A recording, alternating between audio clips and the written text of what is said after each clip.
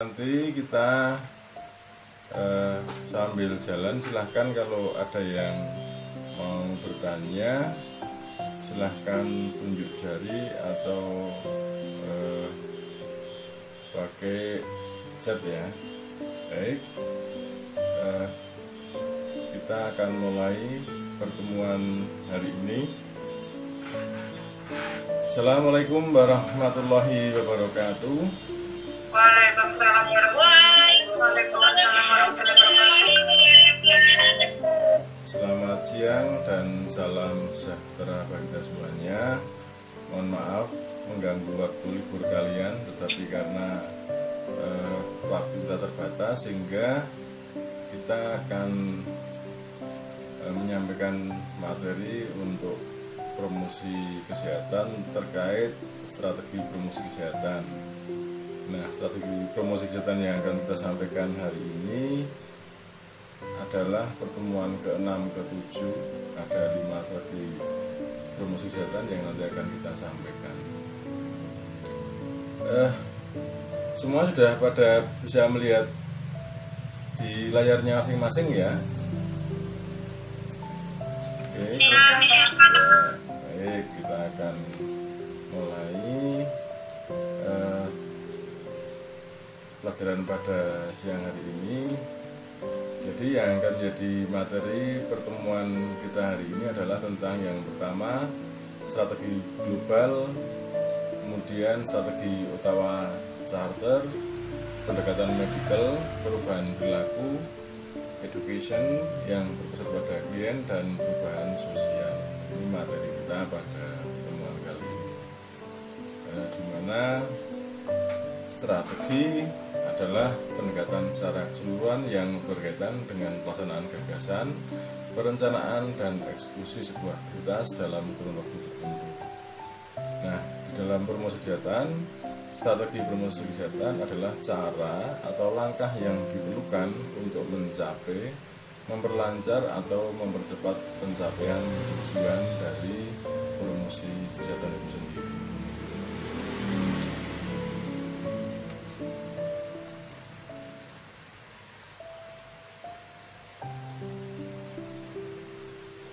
Baik,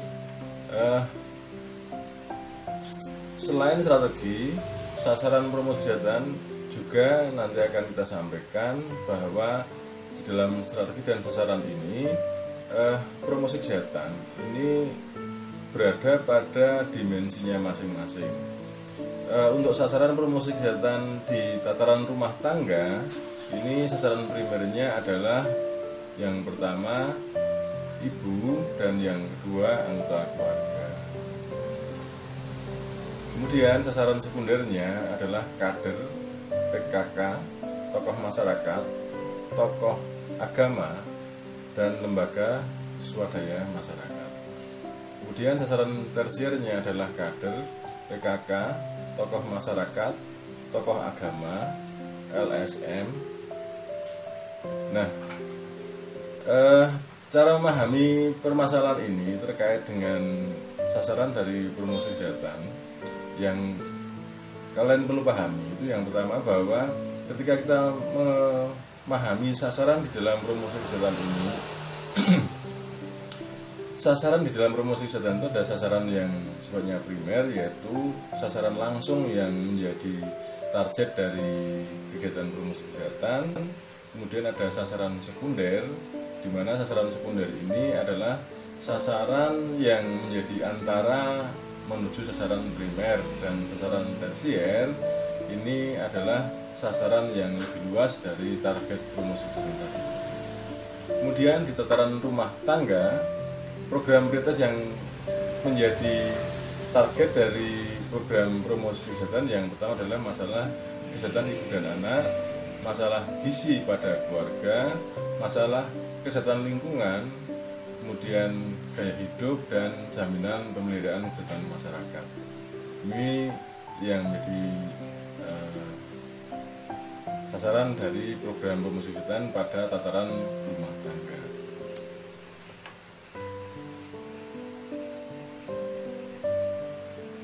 Selanjutnya Sasaran promosi kesehatan yang berikutnya adalah sasaran kesehatan pada tatanan institusi pendidikan. Di tatanan institusi pendidikan ini, sasaran primernya atau sasaran utamanya adalah sivitas sekolah. Di dalamnya ada siswa atau mahasiswa, kemudian warga sekolah yang lainnya yang menjadi sasaran sekunder. Yang pertama adalah guru, dosen, karyawan, OSIS, BP3, dan pengelola kantin. Sedangkan sasaran tersiernya adalah kepala sekolah atau mungkin dekan di kampus, pengelola sekolah, dan pemilik sekolah. Ini perlu kita pahami bahwa yang menjadi target utama dari promosi kesehatan di institusi pendidikan adalah bagaimana siswa dan mahasiswa di satu institusi pendidikan tadi itu bisa memahami dan menerapkan perilaku hidup bersih dan sehat. Pada memahami strategi ini, maka kita tidak tahu apa masalah yang harus kita tangani, bagaimana cara menanganinya, apa yang harus dilaksanakan, dan bagaimana melihat permasalahan tentu akan kesulitan. Sehingga dengan 6 strategi ini diharapkan promotor kesehatan bisa memahami apa sih masalah yang sedang terjadi, bagaimana prioritas masalahnya, bagaimana kelayakannya, apakah urgent, apakah ini bisa dilaksanakan, itu semuanya dilakukan analisis. Kemudian tentang strategi promosi ini banyak. Jadi tadi itu ada advokasi, ada bina suasana, dan ada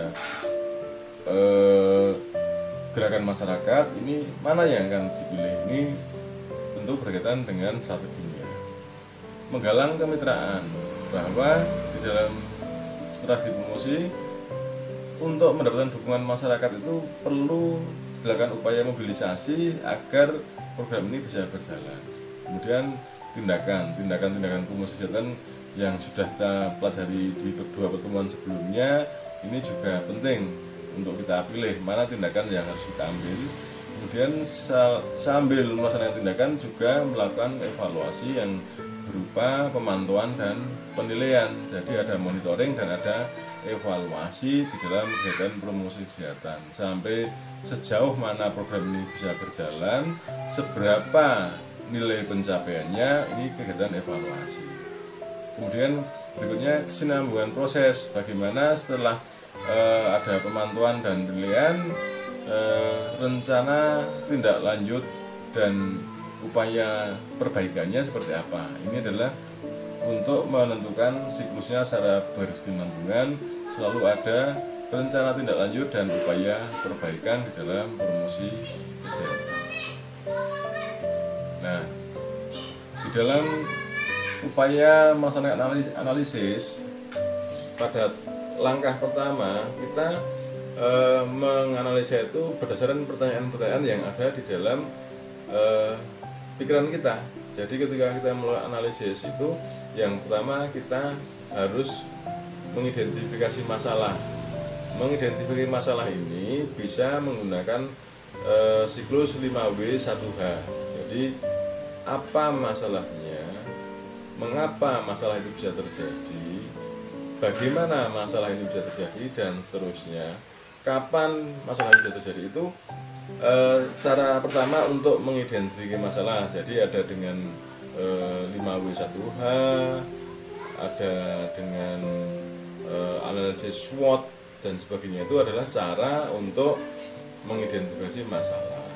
Kemudian kebijakan yang ada, apakah sudah ada kebijakan-kebijakan untuk masalah tersebut, misalnya kebijakan pengendalian, kebijakan penanggulangan, dan seterusnya, pedoman penataalaksanaan, apakah sudah ada di sana. Ini juga kita analisis, misalnya apakah kebijakan yang ada antara pusat dan daerah ini sinkron, misalnya tentang kegiatan pengendalian COVID, misalnya ada pedoman pengendalian COVID di tingkat pusat, tapi apakah daerah sudah menyusun aturan-aturan di daerah untuk pelaksanaannya, misalnya tentang pedoman pengendalian, apakah daerah menyusun tentang bagaimana kegiatan isolasi di daerah, bagaimana pelayanan untuk pasien. Bagaimana pengendalian masyarakat ini tentu dari pusat sampai daerah sudah harus ada kebijakan, dan kita lihat apakah ada kebijakan yang mendasarinya, sehingga ketika kita menyusun konten untuk promosi kesehatan, maka promosi kesehatan yang kita laksanakan tadi tidak berbenturan dengan peraturan-peraturan yang ada. Kemudian ada program komunikasi. Apakah ada program komunikasi yang dijalankan baik oleh pemerintah pusat sampai ke daerah maupun pemerintah pada masyarakat? Nah, kalau kita bicara komunikasi di dalam konteks pengendalian COVID, maka ada komunikasi resiko namanya. Nanti kita bisa belajar sendiri tentang komunikasi resiko ini. Artinya apa? Di dalam komunikasi ini perlu dibangun komunikasi itu. Kalau kita bicara ilmu dasar komunikasi, bahwa di dalam komunikasi itu ada orang yang mengkomunikasikan, ada penerima pesannya, ada pesan yang disampaikan, ada salurannya, dan seterusnya. Itu perlu dibangun supaya bisa digunakan sebagai saluran komunikasi. Kemudian perubahan kebijakan yang diinginkan. Ketika kita melakukan advokasi, maka hasil yang didapatkan dari kegiatan komunikasi tadi adalah adanya kebijakan atau adanya kebijakan perbaikan. Jadi misalnya memang belum ada kebijakan yang dihasilkan baik oleh pengambil keputusan atau penentu kebijakan, atau untuk memperbaiki kebijakan yang sudah ada. Nah, ini penting dipahami supaya tujuan advokasinya jelas. Karena apa? Kalau kita tidak tahu advokasinya mau diarahkan kemana dan berawal dari apa, maka kita tidak akan tahu bagaimana advokasi ini bekerja. Kemudian ketika kita melaksanakan kegiatan ini dalam rangka analisis, kita juga menganalisis siapa sih mitra kerja kita atau stakeholder kita itu siapa saja yang terkait dengan policy. Misalnya kita mau membangun peraturan daerah tentang eliminasi malaria. Jadi kalau kita mau membangun peraturan daerah, maka mitra kerja kita adalah DPRD, kemudian lembaga swadaya masyarakat, kemudian pemerhati yang terkait WHO melalui humasnya melakukan briefing kepada media agar media tadi itu menjadi penyampai dari informasi yang dikeluarkan agar sampai ke masyarakat luas dengan menggunakan advokasi media, namanya media briefing atau konferensi pers, atau yang di Indonesia kita melihat hari ini ada juru bicara pemerintah di dalam penanggulangan COVID. Itu contoh advokasi melalui media. Kemudian melalui pemasaran sosial atau social marketing ini diarahkan agar informasi atau ide atau isu yang dimunculkan oleh pemerintah ini bisa diterima oleh masyarakat. Jadi social marketing yang paling kita anggap sukses secara masif adalah tentang program keluarga berencana. Kurang lebih 20-an tahun pemerintah melakukan social marketing terhadap program keluarga berencana, dan hasilnya sampai hari ini mampu digunakan untuk mengendalikan jumlah penduduk. Ini tentang strategi sosial marketing yang sudah ada contohnya. Nah, sosial marketing berikutnya hari ini adalah tentang pemasaran program protokol kesehatan. Ini juga sosial marketing. Jadi hari ini pemerintah sedang sosial marketing terkait kegiatan protokol kesehatan agar semua masyarakat mampu dan mau menerima protokol kesehatan sebagai bagian dari budaya hidupnya. Berikutnya adalah menggunakan metode campaign. Jadi campaign ini bisa menggunakan metode media, bisa menggunakan secara langsung. Campaignnya bisa dengan tatap muka, bisa dengan melalui media cetak dan elektronik. Dikampanyekan melalui radio, televisi, atau dengan leaflet dan brosur supaya masyarakat tahu tentang isu yang sedang di market oleh pemerintah. Kemudian melalui sarasian dari kegiatan sarasian ini, informasi-informasi ini bisa dipindahkan ke tataran yang lebih bawah lagi. Nah, hasil dari kegiatan advokasi pada tataran masyarakat ini adanya koalisi atau dukungan dari satu kelompok masyarakat, ada jaringan kerja yang bisa membangun link dengan masyarakat banyak, adanya kemitraan. Ini hasil dari kegiatan advokasi pada tataran masyarakat. Kemudian sasarannya masyarakat luas.